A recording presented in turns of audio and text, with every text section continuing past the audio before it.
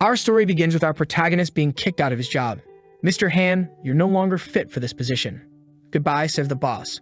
Confused, he replies, "Oh, okay." As he leaves the room, the guy says, "If we find a spot for you, we'll send you a message." The woman asks if he wants her to call a taxi for him, to which he declines. Our protagonist gets up, leaves, and sees them talking outside. The guy mentions hearing that the protagonist went to the same school as the company's owner, yet while the owner runs the company, this failure is getting fired here. Furthermore, he's been betrayed by his girlfriend. He adds, "I don't even know how Mr. Do had the guts to give this guy a position." The protagonist hangs his head. This was his last chance. Helping, caring for others, these things only make you seem kind, but in reality, following them, you became a failure. The scene cuts to him catching a subway. This is the unstoppable routine of a model citizen. Wake up, catch the metro, go to work, return exhausted. Standing on the metro, he contemplates that it would be better if everything ended soon. The train is approaching and he's thinking about ending it all. Suddenly, the lights go out. He looks around. What? A blackout. No, not quite. He realizes as the complaint system activates. Beginner package, use all your points to fulfill a wish. Our protagonist is a manga enthusiast and is familiar with the system. He just wants to know if this is real. If so, the only thing he'd wish for is to go back in time. He wants to go back to the beginning and become someone successful instead of just being a nice guy. However, when he opens his eyes, he sees a train. But this time, he's inside it and younger. Startled, he wonders, did I go back in time? He looks beside him and sees a wonderful girl. He's startled. It's Yanfei. She looks at him and asks, "Are you talking to me?" "What's up?" He says, "No, I just wanted to ask where we are." He thinks, why is the goddess of my school sitting in front of me? That's when he remembers August 30, 2013 and how he acted that day. He says, "Hey, beautiful, do you remember me?" She responds, "Yeah, we went to the same school, right?" He asks if she's also registering for college. She confirms. Our guy informs her that she's heading in the wrong direction. She asks, but isn't this train going to Jiangxing?" He sits down, adjusts his glasses, and says, "Yes, this train is going to Jiangxing. But what I mean is, you've entered my heart." She's speechless. He moves closer, showing signs of being a natural harasser. She tells him not to come closer. He replies, "Relax, this meeting is our destiny." At that moment, she shouts, "Shao gang, there's a pervert here with me." The guy arrives, telling the pervert to get lost. This is all a memory of the first time he lived this day. He grabs instant noodles thinking, "I'll just eat to calm down." The guy with Yanfei teases him, calling him poor for eating instant noodles. Our protagonist looks and thinks, this guy is as arrogant as ever. If it were the old me, I'd argue. But I'm not the same as before. He heats his noodles without caring. Just then, the consumer system activates. He sees his status window with bars for knowledge, appearance, and some other attributes. What's all this? I don't want an artifact not to invest points, he thinks. He sees the skills he had and realizes he was garbage at this time. The system hints, spend money to upgrade your skills. Our protagonist finds it strange that he has the ability to maneuver twice, but the second maneuver is about pleasuring himself. However, he's not interested in that now. He only thinks, with this system, he'll live the life he always dreamed of. He'll be an insane guy. The guy next to him asks, "Bro, have you heated your noodles?" He thinks spending money isn't the problem. The problem is having money to spend. So first he needs to figure out how he's going to make money. Returning to his seat, the guy is talking to Yanfei. "Hey babe, I'll take you somewhere fancy," he says. She prefers noodles. He tries to peek at her phone and she elbows him, saying, "Back off, mind your own business, damn it." Our protagonist laughs at him. The guy realizes this and asks if he's laughing at him. Our protagonist replies that he isn't. The guy says, "I'm her boyfriend. You can't laugh at our business." She stares at him again and says, "Just let me eat my noodles already." Our protagonist thinks this guy has always been and always will be a simp. A few minutes later, they finished their noodles. She had gone out to buy a snack and returned, but unfortunately, it was already sold out. Our protagonist pulls some chicken drumsticks out of his pocket. She asks how much they cost and says, "I'll pay for it, relax." He quotes the original price of $2.50. She says she doesn't have change and tells him to keep the 3. He says she's kind and gives her an orange as compensation for the 50 cents difference. She says he's very polite and he's already fallen for her. Her smile is enchanting. Until the simp appears and says, "I have money. If you wanted to eat, you could have just asked me to buy it instead of accepting oranges from others." She tells him not to be rude and asks why he's shouting, but the guy doesn't stop and continues, "I said I'd take you to the restaurant. Why did you buy this guy's snack?" She stands up and asks, "Do you really care about me?" Everyone on the train starts to look and she leaves. The boyfriend asks where she's going. She says she's going to the trash and doesn't want to talk to him anymore. The guy gets angry, looks at our protagonist and says, "Hey, get up," grabbing his collar and throwing him to the ground, shouting, "This is all your fault, you damn four-eyed loser." He wants to kick our boy, who's already spitting blood. He didn't expect his body to be this weak, but he won't let it slide. He gets up thinking, "I was worried about where my first income would come from. You'll be my first benefactor." The scene cuts to some time later. Yanfei is asking how he is, what happened. The doctor says, "The boy's reflex is gone. He's in a coma." "How did you fall into a coma? Are you the king of acting?" The doctor continues, his brain was severely damaged. He needs to be taken to the hospital now. Our protagonist is thinking the guy didn't hold back and it hurt a lot. He threw me to the ground and said, "If it wasn't for you, I wouldn't have been embarrassed in front of her." Our protagonist says that this guy only knew how to resolve everything with violence. The simp says, "What did you say? Repeat that." Our protagonist looks at him, calling him useless, and even thanks him for the conversation he had with his girlfriend. With that, he takes another punch, and at that moment, everyone on the train tries to hold the simp back, telling him to stop. But the guy doesn't stop punching our boy. Just then, the waifu appears and asks what he's doing. Desperately, he says, "Sorry." When he looks at our protagonist, he's smiling and calling him trash. She pushes the fool aside and asks our boy if he's okay, who says he's feeling really bad and passes out. She shouts for doctors. The simp tries to explain the story to the policeman, saying our protagonist was pretending. But everyone on the train said it was a lie, just because this guy was talking to his girlfriend. He didn't like it and beat up the boy. Everyone is on our boy's side. But waifu is even sad and thinks, "It's my fault he got involved in this." She's sad for involving our protagonist. The simp is there, explaining himself, "Don't arrest me. He provoked me, man." The guard says, "Enough. Everyone here is given testimony. The facts won't be denied. Why didn't you think straight while hitting him, huh? Do you think you have a lot of money? This is all your responsibility." He runs to Yanfei and says, "Yanfei, please help me." Say something, "You know I'm not like this." But she pushes his hand away. He then says he's going to call his dad. His father answers and asks, "Where are you? What happened?" He tells the whole story while crying. Back to when the protagonist was waking up and said, "My mouth hurts a lot." Yanfei's on top of him asking, "How do you feel?" "Where does it hurt?" The protagonist's nose is already bleeding, obviously. She asks, "Why is it bleeding? Did it hurt that much?" He says he's okay, just that she's too hot. "Nope, you didn't say that." Our protagonist gives her a slight stare and thinks she really is a goddess. Just look at her face. She says, "We're almost at the station. I'll take you to the hospital." Our boy says he's fine, but she informs him that he lost a tooth. He puts his hand on his face and thinks, "I'm glad I lost that tooth. I was afraid it was just scratches." He then says aloud, "I'll have to do some exams." It's clear he's planning to extort the cuckold. But waifu is standing thinking he's really a lunatic. How can he hit someone like that out of nowhere? What if something bad happened to him? As he was leaving the hospital, he hugs her and says, "Thank you, you truly are the school goddess. So beautiful, so kind." She even says, "I didn't even know you were from my school. Now I understand why you seem so familiar." The protagonist falls and says, "The goddess remembers me. I am honored." She awkwardly says, "Wow, even in this state you praise me." He tells her, "This makes me think I need to hit the gym more. Taking a beating alone is no problem, but what if this situation was to protect someone and I couldn't? I have to be tough." She agrees it's good he thinks that way, but says he needs to at least know how to defend himself. Our boy says that guy got what he deserved. Now he'll be detained for a day or two. Since his tooth fell out, this escalated the case to something criminal. That's life. Whoever walks by the river gets their feet wet. Our protagonist's life is pretty good in the hospital. The nurse informs him, "This is a private room just for you. The best medicines and treatments will be provided. You can rest assured." He thanks her but wonders, who could be spending so much money? Probably the simp's family. Our protagonist checks the system and sees he's already earned some points, 20,000 current assets. He understands that, even though he didn't pay for transportation or the hospital, it still counts as his expenses. That's the good life. Just then, someone enters. It's Yanfei again. She doesn't give the boy a second to recover. She comes all cute and returns his glasses. With just that, our protagonist is already imagining the wedding. He puts on his glasses to look at her.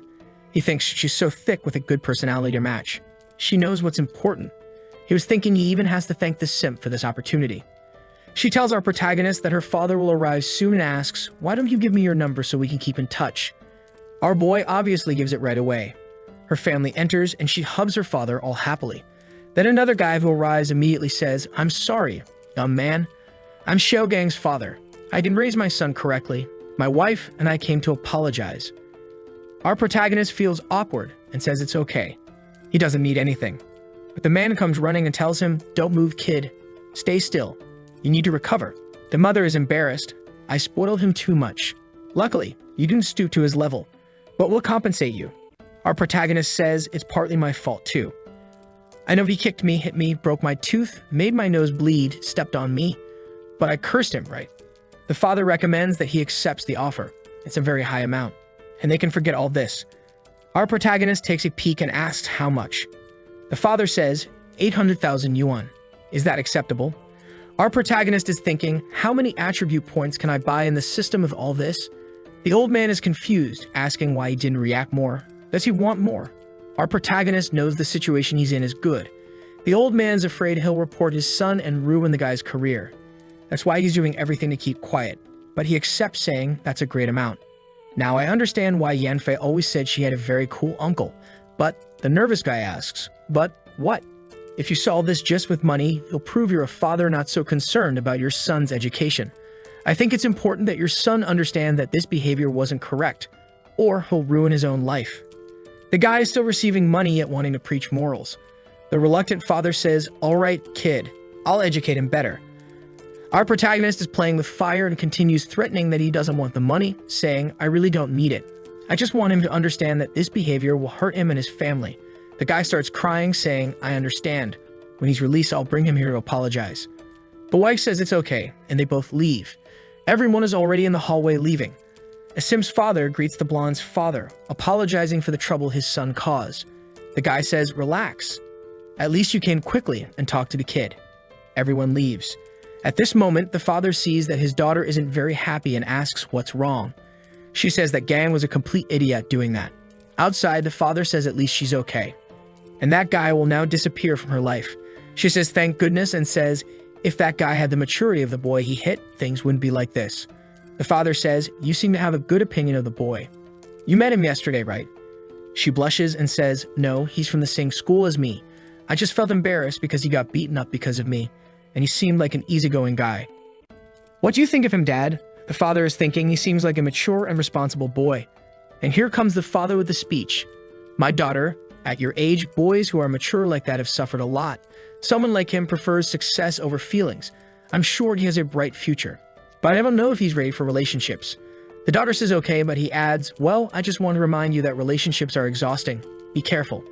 She graciously tells him not to worry because she's not interested in dating. Meanwhile, our protagonist is all happy looking at the system. 387,000 points in the bank account. Best of all, the guy spent on him and now he has money to spend again. It's a double win. He falls on the bed and thinks, what do I do? Then he touches his glasses and says, right, I'm nearsighted and I'm toothless. Can this be resolved here? Seeing the options on the system, he remembers being teased about it in his past life. So he wonders, system, can you help with this? There's a scene like in The Matrix. When he opens his eyes are restored. Healthy status. He gets up from the bed, goes to the mirror, and takes off his glasses. Tada! So is this really how I am? Now the boy feels unstoppable. Eyes are called the mirrors of the soul. As a great wise master says, attractive eyes have a clean and beautiful structure with a lovely coloration. Just with this change, my attractiveness went up by 3 points. This shows that one function can influence the others. He receives a message from his friend saying, I really appreciate your help. I'm at the Confucius temple, how about we grab something to eat? He tells her, I'm still toothless. Bring me a book to read. She apologizes for forgetting he's toothless and says she'll bring a book later. The two are very happy. The protagonist made another flirt, saying that if he were there, she wouldn't even have time to eat everything. This protagonist is unstoppable. Her father is even there, wondering why this girl is all smiles. The next day, she really brought a book for him, but it's a really difficult and boring book, and she asks if he didn't like it. He says, it's not that I didn't like it, but why did you bring me such a book? She says she's kidding and hands him a copy of Solo Leveling. He looks and says, I knew you'd understand me. She tells him to get better soon and winks, but suddenly she approaches, and our boy backs away. She says that him taking off the glasses really improved his appearance a lot. The guy was already a bit convinced, and now he'll be even more. And he says, do you think that's all? I'll still improve so much and become even more handsome. She tells him to calm down. Are you thinking the glasses sealed your beauty? He says exactly. A cheeky one. She says that if that's the case, he should never put the seal on again and tells him to prepare because tomorrow she's bringing her father. Our protagonist thinks, why is she talking about her father? The next day, the simp shows up there saying, sorry man, I shouldn't have hit you. I couldn't control my emotions, but it's from the bottom of my heart. Please forgive me. Even the father and mother are moved. Our boy says, I accept your parents really love you, so don't worry them again. The guy is thinking, darn, he really wants to preach morals at me. A while later, a lawyer arrives for him to sign the paperwork and receive the $800,000. Look at this beautiful check. Take it, kid. I hope it never happens again. Our protagonist replies, you're very kind. The guy not only paid for the trip, the room, gave compensation, and everything else. A total of $1.15 million was spent. Now that he has the points, the priority is to raise his attributes. But he thinks he can't just spend everything on attributes. He still has to have money to eat and live. He falls on the bed and thinks, what if I don't spend anything? I just buy a comfortable little house, live comfortably for the rest of my life eating instant noodles. That's when the big friend comes back saying, we're here to see how you're doing. This girl is getting more inflated every time. The father comes and tells him to rest and says, she and I will travel soon, so I brought a little gift. Accept it here. Giving him a bundle of money. The father says it was a problem that involved his daughter too, so he wanted to compensate in some way. This time, our protagonist doesn't want the money and says, I don't want this money. She's a victim just like me. From whoever it is, I don't accept this money. The guy is already grabbing his shoulder. You really are a prodigy among young men. When you come back home, come visit us as a guest. Your grades must be incredible. Your college is close to hers, so I ask you to take care of her. She asked her father not to say these things. Our protagonist is confused, but says he's really at her university. She gets all excited, but he explains that he's in the humanities field, which usually doesn't get much recognition. Everyone is embarrassed. Our boy tells a sad story. When he was young, he thought grades didn't matter, followed a somewhat wrong path, and ended up in this situation. The father and daughter just watch. And our protagonist says that at least he learned from his mistakes, and now the only thing he can do is be better in college. The father says, you're right, kid. You can't be stuck in the past. The important thing is the direction you're going. And that money you received, what are you going to do with it? Start your business. Our boy says not now, but soon he'll become an entrepreneur and sell courses on how to make $800,000. The father congratulates him and leaves. But before he goes, the kid says to him, you're an amazing father. Even in 20 years, I'll remember. I want to be someone like you. The father thanks him and says goodbye, also saying he'll remember. And the friend also leaves happily. Now he's focused. He calls the nurse and says he wants to be discharged. It's time for him to start developing rapidly. He knows that in 2 years, real estate prices will go up a lot, and those who take advantage of the opportunity will be the next billionaires. Already on the bus, heading to the city of dreams, he arrives at the real estate agency, pulls out the black card, and asks about houses of 40 to 60 square meters near a school area that have been built in the last 2 years. The consultant says, there's this one that's priced great. Our king of negotiations says it's that one. His parents dreamed that he would buy a house, and look at him now, in his 20s already buying a house. It looks like he's going to buy 2 houses, but he's going to rent them both out just to cover his monthly expenses. This is the weakest capitalist. He already rented a deluxe presidential suite as soon as he received $100,000. He's all happy, thinking, finally, my new start has begun. At that moment, he realizes he's still toothless. He opens the system and says, restore my tooth. However, the system shows that the cost of the tooth exceeds the current amount, and his command cannot be executed. He needs to level up the system. Some skills are necessary to activate these effects. The user needs to possess at least 3 level 3 skills. First, he needs to reach level 2 since he just spent a lot of money and is full of points. He advances to level 2 and starts shining. He says it's as if his thoughts have become clearer and faster. His mind is overflowing with ideas. There was so much that he even fell to the ground. He gets up after a while with a headache because he absorbed too much information. Some skills like accounting, finance, and marketing show that knowledge is not just about how you think, but also about the accumulation of information you have. One influences the other, and now, by leveling up both, he will become part of the elite. When his phone rings, someone asks, is this student Han? You took a 15-day break, and today is the last day. If you don't return, you'll repeat the year. He tries to extend his break, saying he's still unwell and will return soon. Then he takes another look at the system and discovers that to upgrade an attribute from 70 to 79, it costs 200,000 points per level. And worse, to maximize it to level 5, it costs 10 million. For now, forget it. He has no chance of maximizing anything. He then sees that a new function has been unlocked by leveling up. Every time he spends money, there's a small chance he'll receive gifts related to his consumption. The items will be sent directly to his item bar. Sometime later, our protagonist had returned to college. The girls are all looking at him saying, wow, he's tall. Is he a new student? Our hero is not feeling himself. He took advantage of the system, improved his nose, reduced something here, improved something there, and did a lot of facial adjustments. The e-girls are all crazy about him now. He goes to the principal's office to explain everything that happened. He explains that he was in the hospital for a few days, but he's fine now. He then hands over the hospital certificate. The principal asks if he was really in the hospital and if he brought the documents and money to pay for everything. Our hero says he brought everything while remembering that this guy wasn't a good person. At least he's kind of stupid, so dealing with him is simple. He thanks the teacher for his hard work and asks if he has any idea what the dormitory he'll be staying in is like. The teacher says it's a very lively place. Our protagonist hands over a medical request and says the doctor asked him to rest in a quiet place so he can't stay somewhere with too much commotion. The teacher takes it from him, looks at it, and says, all right, I'll see if I can get a room for a maximum of 4 people for you, but the cost will be higher, kid. Our protagonist remembers that in his past life he stayed in the crazy dormitory 5, full of maniacs, and he doesn't want to go through that again. Especially now that he has the black card that makes life easy. The scene changes to our dear blonde receiving messages from our protagonist, letting her know he arrived at college. They talk for a bit, but nothing serious. He just stares at the system, thinking that his mother will be shocked by how much he's changed. The only problem is that he only has 40,000 left. It's time to at least buy something to eat. As he buys something to eat at the store and leaves, he sees a guy selling something on the ground, so he asks, how much is this? The guy says it's the Manual of Life, 66 Ways to Change Oneself, and it costs only 168 yuan. Our protagonist doesn't think it's worth that much and asks him to lower the price. The guy says he'll do it for 100. Let's say what he's really selling is what the OnlyFans girls sell for 99 cents, but in printed form. At that moment, the system activates. You purchase a set of life manuals. Activating the gift system, a book suddenly appears in front of him. An ordinary scripture, read it sincerely and you'll increase your intelligence a bit. Our boy is happy because it's expensive to upgrade the attributes, so anything free is perfect. The chubby guy asks if he's okay, but the scene changes to a little later and he's entering a classroom. Some girls are already looking at him sideways. The professor up front says, the last student arrived, go ahead and introduce yourself. Our protagonist remembers that in his past life he lacked confidence, so he felt embarrassed and everyone laughed at him.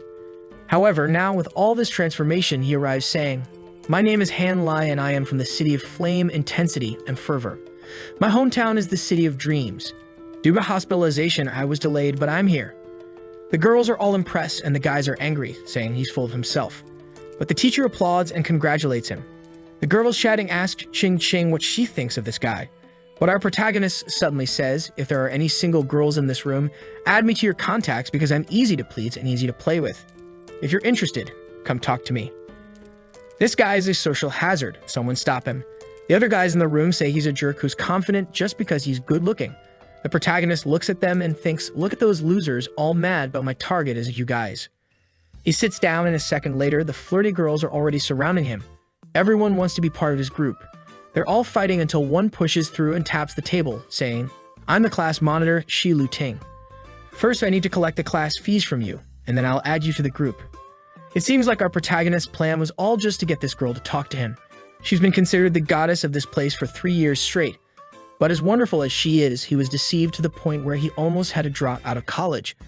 But this time, he's going to be a great friend. Look at his mischievous face. He's up to something. He teases her, saying, do you want me to join the class group or do you want my number because you're interested in the offer? She gives him an angry look, saying it's just for him to join the class group because she doesn't care about the other option. He replies, all right then, and asks her how much it costs to join the group. She realizes he's just teasing her and wonders if he's just like her. As you can see, this is going to be a very healthy relationship. She then says it costs 200 and he immediately pays, asking, by the way, in this group, will you notify us of the activities? She says, of course, 3 days in advance. Suddenly, there's a hand coming that I thought was going to slap the girls, but it's just a hug. She's hugging her friend and asking our protagonist, do you want me to add you to the class group? He accepts the offer and she says, my name is Yu Yum from the hometown of Jiangmen. Our protagonist says she's very charming and has a beautiful name. Then he looks at his phone and ignores her. She wonders if she did something wrong and tries to start a conversation, asking about the brand of his phone. She's never seen one like it before. He says it's a cheap and crappy phone but asks why she wants to know.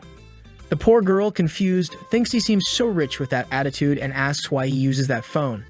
Is it sentimental? He says he uses it because he's poor. She makes a face and leaves. What a weak, materialistic girl. But our protagonist remembers that in his past life, she used to manipulate him. She pretended to like him just to keep getting gifts, but she didn't really want anything. Our protagonist stands up, tired of it all, and the girls ask what he thinks of the class leader. Is she beautiful? He says he doesn't care about outward beauty. He wants to know about her inner beauty. She's just listening from the side. At night, everyone leaves to go up to the dormitories. People ask if he's not going with them, but he says no because his dorm is downstairs and it'll be faster to go down. We then see his roommates. One of them looks over and realizes our protagonist has arrived. He kicks him and says, "Get out of here, loser. Why are you just standing there?" But our protagonist is on point now too, just stares at the guy and says, "Get off my bed and move that chair." But the guy asks what will happen if he doesn't. Our protagonist just ignores him and goes up anyway. He gets up there, opens his backpack, and takes out a hammer. The blonde guy was going to say something, but his friend stops him. He says, "Where did the guy grab a hammer up there? What kind of normal person carries a hammer? It's better not to mess with this crazy guy." The guy sleeping in front of him is afraid of getting hit with a hammer in the middle of the night. The three of them are already leaving the dormitory, afraid of getting their heads smashed. Our protagonist asks where they're going. As they leave the room, they say they're going to see their girlfriends. The protagonist smiles like a psychopath and asks if they really have girlfriends. But then he runs off and our guy thinks he scared them too much, staring at the system, wondering if his decision-making is being influenced by his attributes. If that's the case, he has to work even harder to take advantage of it. The next day, there's a green-haired girl talking about our protagonist saying, "Have you heard about that new guy? He seems to be from a billionaire family." The blonde guy recognizes him as the guy who's sleeping peacefully in the dorms while everyone else is suffering. Then we see the psychopath drinking her juice, and when she looks, she sees our protagonist with his athletic body. He was passing by when the girls greeted him from afar. One of them came up to him and asked, "I heard you're living on the top floor. How did you manage to get a spot there?" Our protagonist apparently doesn't want to talk much to her and says it was luck. The blonde guy is walking around with some other guys talking bad about him, saying, "That jerk, how does he come into the room causing a ruckus?" One guy sees them and warns our guy it's best not to mess with those guys. But when the blonde guy sees our protagonist, she gets scared and drops her cigarette. Now it's our protagonist and the milkmaids against the group of guys. Everyone is curious about why they're staring at each other, but our protagonist is calm while the poor guy is trembling. The guy with glasses greets him, while the blonde guy is already leaving. But our hero asks if they're coming back tonight. The blonde guy replies that unfortunately, he has to be with his girlfriend again. The girls are confused because they know each other. But the crazy girl realizes that our protagonist is treating the guys like dogs. He gets into the elevator and asks if they're not coming in while he looks and about 10 girls have arrived. And obviously the naughtiest one is in front of him. She wants to play his game, she charms him, and it works even on the reincarnated fool. As they exit the elevator, the scared guy comes up acting like a buddy, putting his hand on the protagonist's shoulder and saying to him, "You're afraid of yourself." Our protagonist removes his hand and says, "I don't know you, so don't touch me." The guy is surprised by this reaction, apologizes, and runs away. "Didn't you say you wanted to be friends with everyone in your speech?" But he enters the room saying he doesn't remember saying that. As he enters, the milkmaid invites them to sit together. The manipulator sits too. As our protagonist passes by, she stares at him and says, "You're right. Quality is better than quantity when it comes to friends." She asks if he wants to make friends. But he responds curtly that friends don't make a difference. Her friend laughs in her face, but after laughing, she stands up and asks for his phone number. Our guy says he'll give it to her, but he doesn't respond much. The psychopath asks, "So is that why you didn't answer my messages? You don't even pay attention to the class representative." Our protagonist makes an excuse, saying he was too busy and will respond later. She gets a little mad, thinking, what's so special about him? He's shameless. He may be handsome, but he's so arrogant. Better keep my distance from him. When she looks away, he's there, focused, making notes. Our protagonist realizes he has a problem. Even though he has a lot of knowledge now, it's hard to remember to use all of it. So his idea was to make these notes like a desperate person to organize his thoughts. The girls stared, thinking he's crazy, and then asked why he's studying so much when they haven't even gotten to that part yet. Our hero asks her if he can't study alone by any chance. She says he can, but wonders, if you were so smart, wouldn't you be in a humanities class? The protagonist says he was just demotivated before, but now he's ready to revolutionize his life. The two girls are impressed, and her friend points out, saying she knew he was some kind of genius, really different from the other guys. But our guy looks suspiciously at her because he knows her very well.